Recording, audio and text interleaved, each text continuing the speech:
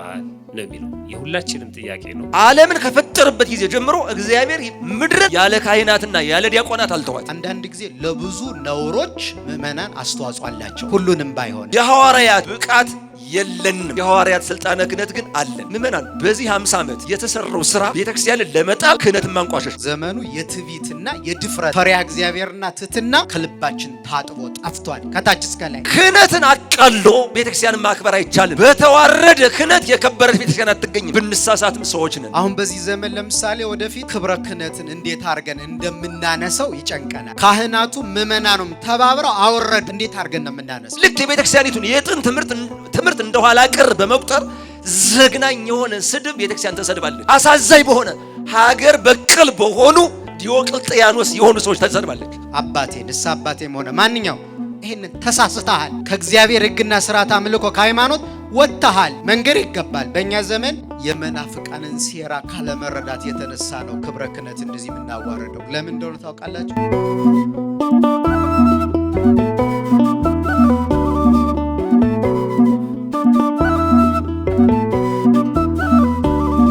ስለ ክብረ ክህነት መደፈር ነው የሚለው ጠያቂያችን ያስቀመጡት።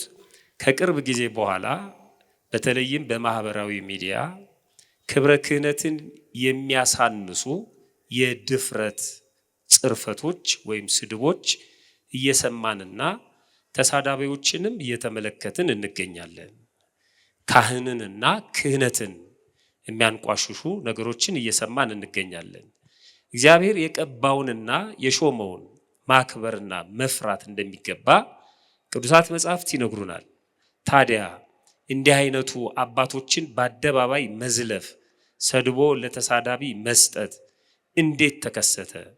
ያውም በራሳችን በቤተ ክርስቲያን ልጆች። ለመሆኑ አባቶችን በዚህ ልክ መናገር አግባብ ነውን? በአባቶች ላይ ነውርና ነቀፋ ሲገኝ አንድ ክርስቲያን ምን ማድረግ ይኖርበታል ነው የሚለው። የሁላችንም ጥያቄ ነው። እየሰማነው ነው ዓለምን ምን እንደሚል። ስለዚህ ከዚህ አንጻር ጥንቃቄም ስለሚያስፈልግ ምንድነው ማድረግ ያለብን የሚል ጥያቄ ነው። ወደ መጋቤ ሐዲስ ወደ ተጠየቁት ጥያቄ ባጭሩ ልግባና መምህራኖች ያጠቃልሉታል።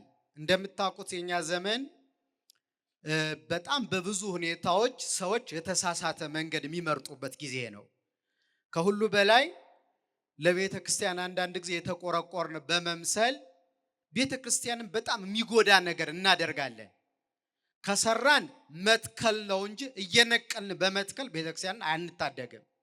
አሁን አንዳንድ ጊዜ አሁን ተክል ቢኖር እዚህ ተክለ ነው ቆይተን ደግሞ የበለጠ እንዲያፈራ ብለን ነቅለን እዚያ ከተከል ነው ደግሞ ነቅለን ሌላ ቦታ ከተተከል ያለ ፍሬ ነው የሚቀረው። ስለዚህ ቤተ ክርስቲያን እንጠቅማለን ብለን ተቃራኒ የሚነቅል የማይተክል ነገር የምናረግ ከሆነ መጨረሻ ላይ እንጸጸታለን፣ በጣም እንጎዳለን። አሁን በዚህ ዘመን ለምሳሌ ወደፊት ክብረ ክህነትን እንዴት አድርገን እንደምናነሰው ይጨንቀናል። ምክንያቱም ራሳችንን ያወረድ ነው። ተባብረን ሁላችንም ማለት ነው፣ እናንተም እኛም ካህናቱ ምእመናኑም ተባብረው አወረዱት። እንዴት አድርገን ነው የምናነሰው?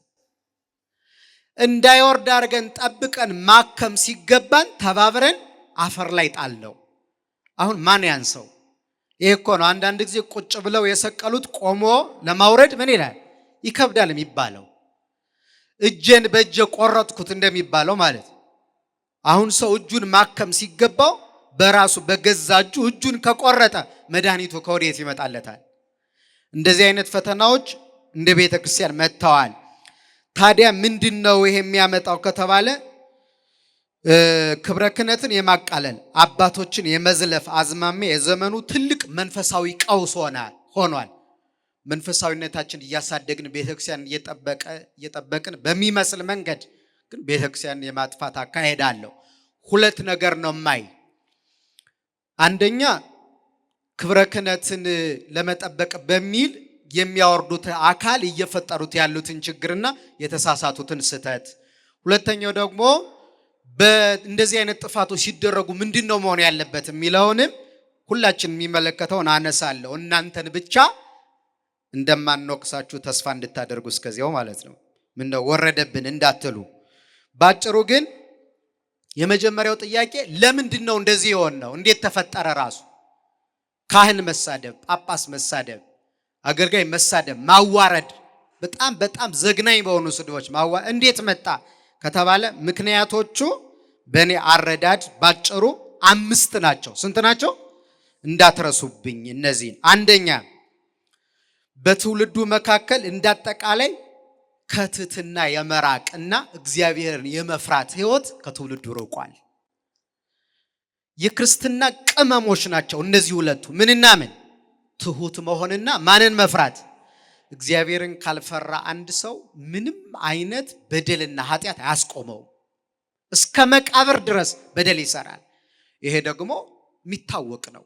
ዘመኑ የትዕቢትና የድፍረት ነው። ፈሪሃ እግዚአብሔርና ትህትና ከልባችን ታጥቦ ጠፍቷል ከታች እስከ ላይ። ይህን ችግር የፈጠረው አንዱ ይሄ ነው። እርሱን መፍራት እና ትህትና በልባችን መድኃኔዓለም ይጨምርልን። ሁለተኛው የቤተ ክርስቲያንን ምስጢራዊ አወቃቀር ካለማወቅና ለስሜታዊነት ከመገዛት የመጣ። ለምሳሌ አንድ አገልጋይ ሲያበሳጨን በእውቀት በማስተዋል ይህን ችግር የምፈተው በምንድን ነው የሚል ሳይሆን ወዲያው እንግልና መዓት እናወርዳለን። ከዚያስ እኛም ተጎዳን፣ አገልጋዩም ተጎዳ፣ ከውጭ ያሉትም መሳቂያ መሳለቂያ ያደረጉን። በየትኛው በኩል ብሔር ነው ማድ ነው የምፈውሰው የሚለውን ካለማስተዋል በቃ ራሳችን እዚው ቀኖና ሰርተን ወስነን ሲኖዶሱነን ተሳድበን አዋርደን ጨርሰናል። በቃ ከዚያ ደግሞ መፍትሄ የለም፣ ቤታችን ሄደናል።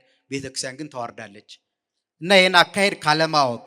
ሶስተኛ ክብረ ክህነትን ያልተረዳቱ። ካህን ማለት ምን ማለት ነው? በነገራችን ቅድም ቅዳሴ ላይ አንስተነዋል። ክህነት ማለት ያንን ህብስት ፍጡር የነበረውን ማለት ነው። ከመሬት በቅሎ መጀመሪያ ማንም ይበላው የነበረውን ህብስቱን፣ ስንዴውን ማንም ሰው ሊበላው ይችላል። ወይኑን ማንም ሰው ሊበላው ይችላል። ያንን በጸሎተ ቅዳሴ ለውጦ የፈጣሪ ስጋ የሚያረግ ስልጣን አይገርማችሁ? ይህን ብዙ ሰው ግን አይረዳውም። ክብሩ ምን ያህል እንደሆነ ማለት ነው አይረዳውም። አሁን በቀድሞ ጊዜ ካህን ሲታይ መንገድ ሁሉ ሰዎች አያቋርጡትም ነበረ። ካህኑ መጥቷል ይለፍ። ካህን ከመጣ ከመቀመጫው ምን ይባላል? ብድግ ይባላል። ታስታውሳላችሁ? ነብዩ ዕንባቆም እኮ በዚያ ጎዳና ሲያልፍ ነው የይሁዳ አባት ሳይነሳ ሳያከብረው ቀረ። ካንተ የሚወለደው ልጅ እናቱን ያገባል፣ አባቱን ገድሎ ይሰልባል፣ ፈጣሪውን ይሸጣል የሚለው እርግማን የደረሰበት ነብዩ በጎዳና ሲያልፍ ተኮፋፍኖ በትዕቢት ተቀመጠ። እና ክብሩ ቀላል አይደለም። ይሄ ሁሉ የይሁዳን ታሪክ ስታነቡ ያ ሁሉ ጥፋት በአባቱ እርግማን ምክንያት የመጣ ነው አንዱ ማለት ነው መነሻው። ስለዚህ ክብረ ክህነት ሕፃናትን ካሁኑ ካህናት በዚህ ሲያልፉ ጉልመት ሳቡ ማለት እኮ ቀርቷል አሁን። ስለዚህ ይህንን የማይረዳ እንዲያውም እኔም እኩል ነኝ ምን ልዩነት አለን እሱም ሰው እኔም ሰው የሚል ማይንድ ሴታፕ የፈጠረ ትውልድ በመምጣቱ። ሶስተኛው ይሄ ማለት ምን ማለት ነው? እንደ ማንኛውም ተራ ሰውና እንደ ግለሰብ መቁጠር። እኔም የኔን አለ የምነግራችሁ የመጽሐፍ ሐሳብ ልንገራችሁ።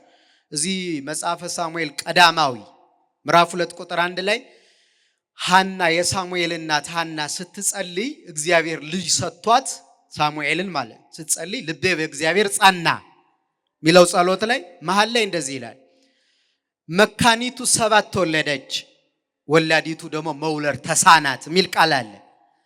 መካኒቱ ያለች ራሷን ነው። 7 ወለደች ማለት የብሉይ ኪዳን መተርጉማን ከሳሙኤል በኋላ ሐና 5 ልጆችን ወልዳለች። ስንት ልጆችን ሲደመር ሳሙኤል ስንት ሆኑ? 6። ግን እሷ 7 ነው ያለችው። እና መተርጉማን ምን አሉ? አንዱ ልጅ የት አለ ይሉና ሳሙኤል እንደ አንድ ሳይሆን እንደምን ነው የሚቆጠር? እንደ 2 ካህን ስለሆነ እንደ አንድ ሰው አይቆጠርም ማለት ነው ካህን።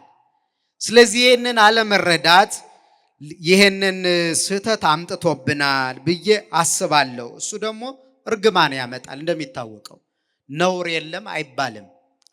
ለምሳሌ ካም ተረግሞ እርግማኑ የደረሰበት ጻድቁ ኖህ ጠጥቶ ሰክሮ በተራቆተበት ወራት አይቶ ስለሳቀ ነው። የሚገርማችሁ ሲሳሳት ሰውም መሳቅ አሁንማ ራሱን ስለጣለ ነው እችላለሁ የሚል አስተሳሰብ ብዙ ሰዎች አዳብረዋል።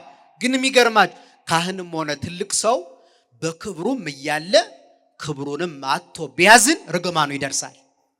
ስለዚህ መፍትሄ መፈለግ ነው እንጂ መሳለቅ ከክርስቲያኖች አይጠበቅም። እንደዚያ ተራቁቶ ሌሎቹ ሴምና ያፌት ምንድነው ያደረጉ? ርቃኑን እኮ ነው የሰወሩለት፣ ሸፈኑት በልብስ ሄደው ያባታቸውን። ያ ነው ስራ በምን ነው የምንሸፍነው? እናያለን። አራተኛ የመናፍቃንን ሴራ ካለመረዳት የተነሳ ነው ክብረ ክህነት እንደዚህ የምናዋረደው። ለምን እንደሆነ ታውቃላችሁ? እኛ በግላችን እንዴት ካህን ሆኖ እንደዚህ ያደርጋል ብለን ነው። በጎን ግን ይህን የሚጠባበቁ ሰዎች አሉ። ለምን? ምእመኑ ካህን ከጠላ በብሉይ ኪዳን ስለ ክርስቶስ ሞት የተነገረ ትንቢት አለ በነቢዩ በኤርምያስ። እቀትሎ ለኖላዊ ወይዘራው አባግይሁ፣ እረኛውን እመታለሁ በጎቹ ይበተናሉ የሚል ትንቢት አለ። ጌታን ሲገሉት አይሁድ ሐዋርያት ምን አሉ? ተበተኑ። ስለዚህ ካህኑን እኛም እነሱም ተባብረው ካህን እኮ እንደዚህ ነው፣ ደብተራ ነው፣ መሰሪ ነው፣ እንደዚህ ያለ ነው፣ ይሄን ያረጋል እያለ በምእመናን ሕሊና ካህን ጠል ትውልድ ይፈጥራሉ። ከዚያስ ምስጢራት የሚፈጸሙት በካህን ነው። ጥምቀት፣ ሜሮን፣ ክህነት፣ ተክሊል፣ ቀንዲል፣ ንስሐ፣ ቁርባን ያለ ካህን ይፈጸማል። ከዛ ሰው ካህን ጠላ። ሲጠላ ምን ያደርጋል? ካህን እንደውም አያስፈልግም ብሎ ወዴት ይሄዳል? ወደ እነሱ ይሄዳል። ይህም ባለመረዳት ለሌሎቹ ዓላማ ተባባሪ ሆነናል።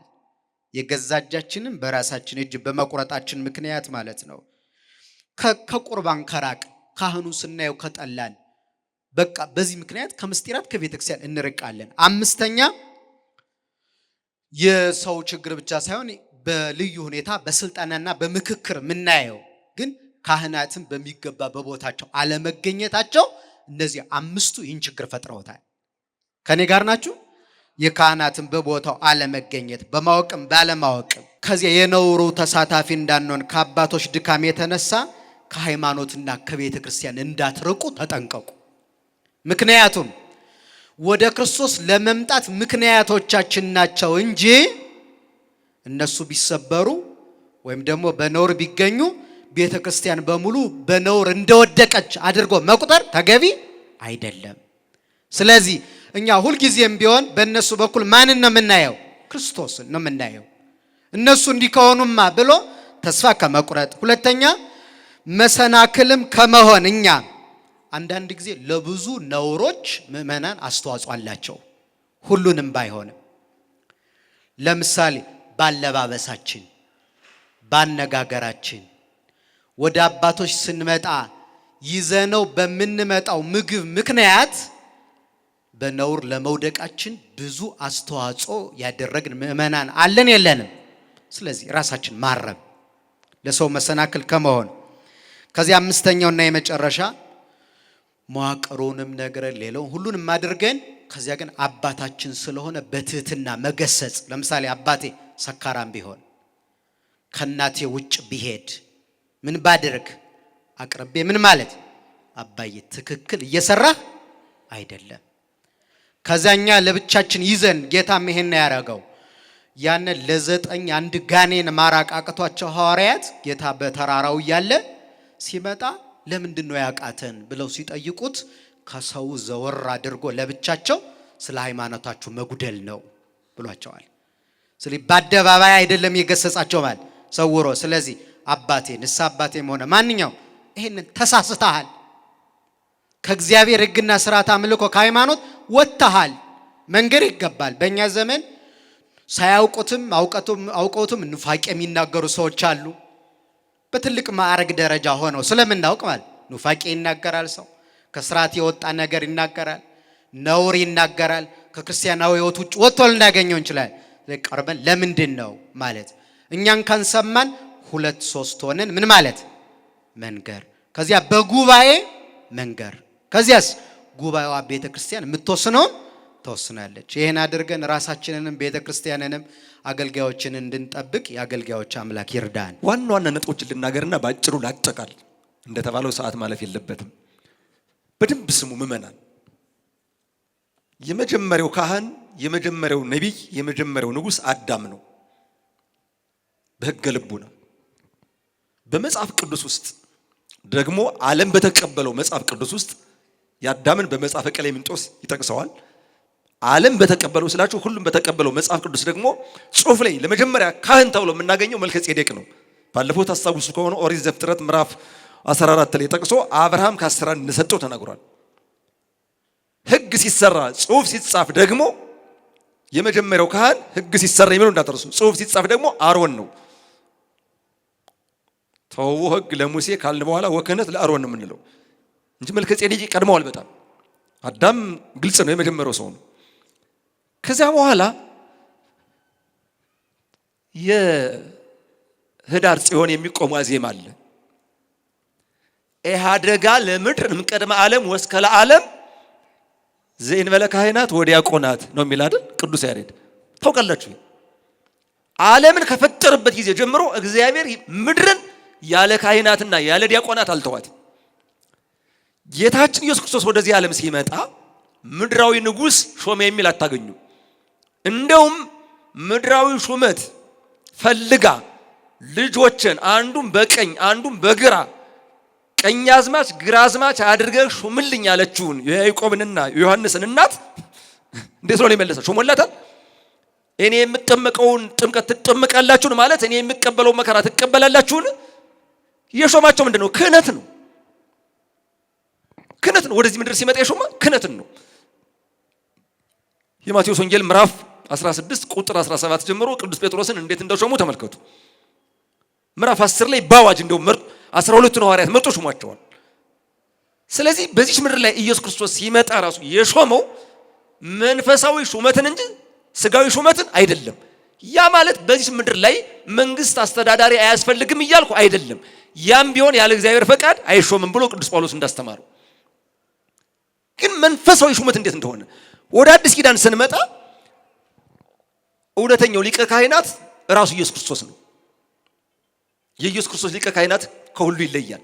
ሃይማኖተ አበው ምዕራፍ 36 ቁጥር 25 ዝውእቱ ዘለብሰ አርአያ ገብር፣ የተገዥን የባሪያውን ስጋ የተዋሃደ እሱ ነው። ወነድየ ከመ ንባል ንሕነ በንዴተ ዚአሁ፣ በሱ ዝቅ ማለት ራሱን ዝቅ ነው ያደረገው። እንደውም በሃይማኖተ አበው ትርጓሜ ሊቃውንቱ የሚተረጉሙበት ሲያጡ ሌላ ቃል ነው ያስገቡት። ለእናንተ ጆሮ ስለማይመጥን ነው። ራሱን አዋረደ ብለዋል።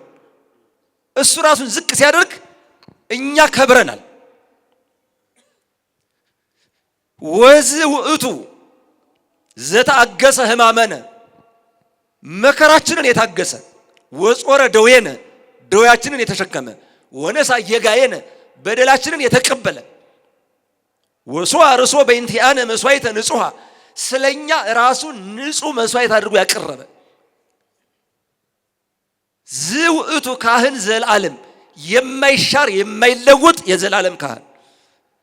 ወውእቱ በጋ መስዋዕት፣ የሚሰዋ በግ።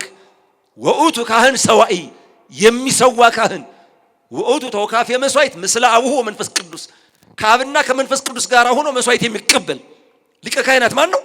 ኢየሱስ ክርስቶስ። እሱ ሊቀ ካህናት ሆኖ ካህናትን ሾመ። በደንብ ስሙ። የሐዋርያት ብቃት የለንም፣ የሐዋርያት ስልጣነ ክህነት ግን አለን። አባ ጊዮርጊስ ዘጋስጫ መጽሐፈ ምስጢር የደብረ ዘይት የሚነበብ በዱሮው ስርዓት ክርስቶስ አምላኬ ወተስፋዬ፣ ክርስቶስ አምላኬና ተስፋዬ ነው። ወስመ አቡሁ ጌራ መድኃኒቴ፣ የአባቱ ስምም የድነቴ ጥሩር ጋሻ ነው። ጋሻ ከተጣለ ጠጠር ከተወረወረ ጦር ያድናል። ወስመ መንፈስ ቅዱስ ነቃ ቅድሳቴ፣ የመንፈስ ቅዱስ ስም የቅድስናዬ ምንጭ ነው። ሞገሰ መስቀሉ አክሊለ ትምክህቴ፣ የመስቀሉ ክብር የመመኪያዬ ዘውድ ነው። ወእግዝእቴ ማርያም መርኃውተ ገነቴ፣ እናቴ ቅድስት ድንግል ማርያም የገነት መክፈቻዬ ቁልፍ ናት። በሔዋን የተዘጋችው ገነት በማን የተከፈተችው? በድንግል ማርያም። ልምጣ ወደ ዋናው ነገር። ቅድስት ቤተ ክርስቲያን አዘቅተ ጥምቀቴ፣ ቅድስት ቤተ ክርስቲያን የምጠመቅባት የጥምቀቴ ጉድጓድ ናት። በድሮ ዘመን ሕፃን ሲጠመቅ ከሚጠመቅበት ቦታ ላይ ወንዝ ካለ እዚያ ይጠመቃል። እንደ ጥምቀት ማለት ነው። ከሌለ እዚያው ከቤተ ክርስቲያን ትልቅ ውሃ ካለ ከዚያው 3 ጊዜ ብቅ ጥልቅ አድርገው ያወጡታል። ከሌለ ግን በጻይል ውሃው ተቀርቶ ጸሎተ ቅዳሴ ይደርስበታል። ማየገቦ ይሆናል። ጌታችን ኢየሱስ ክርስቶስ ቀኝ ጎኑን ሲወጋ በዮሐንስ ወንጌል ምዕራፍ 19 ቁጥር 34 ላይ ትኩስ ደምና ንጹህ ውሃ ፈሰሰ እንዳሉ። ከዛ ቀጥሎ ምንድነው የሚገርማችሁ? ሐዋርያት መጥምቃኔ። ይሄን የፈለኩት ይህን የሚናገረው አባ ጊዮርጊስ ዘጋስጫ ነው። ሐዋርያት የቆዩት ከ30 ዓመተ ምህረት እስከ 104 ዓመተ ምህረት ነው። የመጨረሻው ዮሐንስ ወልደ ነጎድጓድ የተሰወረው በ104 ዓመተ ምህረት ነው። ምክንያቱም ጌታ ካረገ በኋላ 70 ዓመት ቆይቷል። ጌታ ያረገ በ34 ነው። 34 እና 70 ስንት ይሆናል? 104። አባ ጊዮርጊስ የተወለደ በ13 የሰማችሁ ነው። በ13 የሞተው በ14 17 ነው። አነጻጽሩት። አሁን አባ ጊዮርጊስ ከሐዋርያት ጋር በአካለ ሥጋ ነበረ። ከ1300 እና 400 ዓመት በላይ ልዩነት አለው ከሐዋርያት ጋር በዘመን አይደል? ግን ምን አለ? አጥማቂዎች ሐዋርያት ናቸው። ሐዋርያት በአካለ ሥጋ መጥተው አጥምቀውታል አይደለም። የተጠመቀ በማን ስልጣነ ክህነት ነው? በሐዋርያት ስልጣነ ክህነት ነው። ምእመናን በዚህ 50 ዓመት የተሰራው ስራ ቤተክርስቲያንን ለመጣል ክህነትን ማንቋሸሽ ነው። ክህነትን ማዳከም ነው። ያልተባለ ነገር የለም እኮ። በአንድ ወቅት እኮ ከ1966 እስከ 80 ምናምን በነበረው መሐይምነት ይውደም፣ በሌላ አነጋገር እኮ ምእመናን ይውደሙ እያለ እኮ ነው አይደል? አልገባንም እኮ እኛ እስካሁን ድረስ። አማኝ ማለት እኮ ነው ልክ የቤተክርስቲያኒቱን የጥንት ትምህርት እንደኋላ ቀር በመቁጠር ዘግናኝ የሆነ ስድብ ቤተክርስቲያን ተሰድባለች። አሳዛኝ በሆነ ሀገር በቀል በሆኑ ዲዮቅልጥያኖስ የሆኑ ሰዎች ተሰድባለች። ክህነትን አቃሎ ቤተክርስቲያንን ማክበር አይቻልም። በተዋረደ ክህነት የከበረች ቤተክርስቲያን አትገኝም። ብንሳሳትም ሰዎች ነን። እንኳን እኛ መልአክ አልተሳሳተም እንዴ? አልተሳሳተም? ክንፍ ተሰጥቶት የተፈጠረ መልአክ አልተሳሳተም? ግን ደግሞ ስንት እንቆች መምህራን የሉ? እንደ እንጦንስ እንደ መቃርስ ያሉ አባቶች መነኮሳት የሉ? እንዲሁ ካህናት እንኳን ሊሰደቡ ህዋሳታቸው ተለይቶ ይመሰገናል። እየሰማችሁ ነው? ቅዱስ ያዕቆብ ዘስሩግ በጣም የሚገርም ነው። ኦ አይንት ዘካህናት ብሩሃት ለሪያ መጻሕፍተ ቅዱሳተ ናሁ ወረደ ላይ ሊሆን ጸላሎተ ሞት ወረስቲዮን ማሄደረ ለጽያት ዘይነጉሙ። በመዓልትም በሌሊትም ቅዱሳት መጻሕፍትን የተመለከቱ የካህናት አይኖች ሆይ አሁን ግን ሞት በእነሱ ላይ ወርዶ የሞት መጋረጃ ጋረደ መጻሕፍትን እንዳያዩ። ኦ ከናፍር ዘካህናት ለይነብብ አስባታት መዓልተ ወሌሊተ ናሁ አርመሞን ሞት ወለጎሞን በልጓም ዘይትፈታ ወዘይትበጠቅ። እኖ በመዓልትም በሌሊትም ምስጋናን የተናገሩ ከንፈሮች አሁን ግን ሞት በማይበጠስ በማይቆረጥ ሰንሰለት ማሰሪያ አሰራቸው ለጎማቸው። ኦ አይዳው ዘካህናት እላሃዛ ምስጢራተ ዘመለኮት እኖ የመለኮትን ምስጢር ማለት ስጋውን ደሙን የያዙ የፈተቱ እጆች አሁን ግን ሞት በማይቆረጥ ሰንሰለት አሰራቸው። አይኖቻቸው ይመሰገናሉ፣ ከንፈሮቻቸው ይመሰገናሉ፣ እጆቻቸው ይመሰገናሉ። በአይናቸው ሙሉ ሌሊት ጸልየዋል፣ መጻሕፍትን ተመልክተዋል። በከንፈራቸው ቅዱስ ቅዱስ ቅዱስ ብለዋል፣ አሃዱ ብለዋል፣ ንስግድ ብለዋል፣ እግዚኦ ማረነ ክርስቶስ ብለዋል። በእጆቻቸው መላእክት የማይነኩትን ስጋ ወልደ እግዚአብሔር ደሞ ወልደ እግዚአብሔር ፈትተው ለኛ ሰጥተውናል። እግዚአብሔር የተመሰገነ ይሁን። ኦ አይጋር ዘካህናት ላንሶ ሰው ውስጥ ቤተ መቅደሱ ለእግዚአብሔር ዘእንበለ ርሳት እነሆ በመዓልትም በሌሊትም ያለ ርሳት ያለ ነውር ያለ ነቀፋ ወደ ተቀደሰው ወደ እግዚአብሔር ቤተ መቅደስ የተመላለሱ የካህናት እግሮች አሁን ግን ሞት አሰራቸው። ቅዱስ ያሬድ የገለጸበት አገላለጽ ይገርመኛል። ጨርሻለሁ። ከናፍረ ካህናት በጽዮ መለኮት ቅሱም የካህናት ከንፈሮች በመለኮት ጨውነት የጣፈጡ ናቸው። ከናፍረ ካህናት በስመ ሥላሴ እህቱም የካህናት ከንፈሮች በስመ ሥላሴ የታተሙ የከበሩ ናቸው። ካህን መጀመሪያ ታውቃላችሁ መቼም በስመ አብ ወወልድ ወመንፈስ ቅዱስ ሳይል ይውላል። ዳዊትን ደግሞ ሲጨርስ ስብሐት ለአብ ወወልድ ወመንፈስ ቅዱስ ሳይል ይውላል አይውልም። ከናፍረ ካህናት እለ የነባ ምስጢረ ለሰሚ መድምም የካህናት ከንፈሮች የሚናገሯቸው ምስጢራት ለሚሰማው ድንቅ ነው። ሞጣይቶሙ ግሩም በሰባትኑም የለበሱት ሞጣይት ግሩም በሆነ ሽመና የተሰራ የምስጋና ግምጃ ነው። ካህናተ በግዑ ይታጸፋ እሳተ፣ የበጉ የክርስቶስ ካህናት እሳትን ይጎናጸፋሉ። ምን ይጎናጸፋሉ?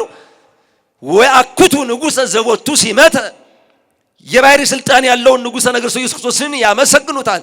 ወያርጉ ስብሐተ ዘአልቦ ጽራተ፣ የማይጎድል ምስጋናን 24 ሰዓት ያቀርባሉ፣ ያሳርጋሉ። ጢሰ ማይጠንቶሙ እስከ ይመል ቤተ፣ የማይጠንታቸው ጢስ ቤተ መቅደሱን እስከሚሞላው ድረስ ካህናትን እንቁ ብሎ ጠራቸው። ልብ በሉ፣ ለካህናት ሰማዩ መረግደ እንቁ፣ በአባቱ ፊት ወልድ ኢየሱስ ክርስቶስን ይሰውታል። ማይጠንታቸውም እጅግ ይወደዳል። ደህና ደሩ።